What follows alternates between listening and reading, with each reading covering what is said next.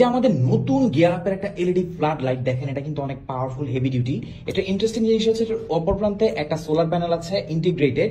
এটার মাধ্যমে এটাকে চার্জ করতে পারবেন, টাইপ সি পোর্ট দিয়ে চার্জ করতে পারবেন। দেখেন এটা কিন্তু অলরেডি চার্জ হচ্ছে। হ্যাঁ, আপনার কাছে হয়তো বা জিনিসটা অবাক করার মতো, আমাদের কাছে অবাক করার মতো। দেখেন এখানে এই যে আমাদের লাইট আছে, এই লাইট থেকে কিন্তু এটা চার্জ হচ্ছে, বাট এটা খুবই কম, মানে খুবই কম ওয়াটে এটা হবে, যেহেতু এটাতে তেমন একটা হিট নাই।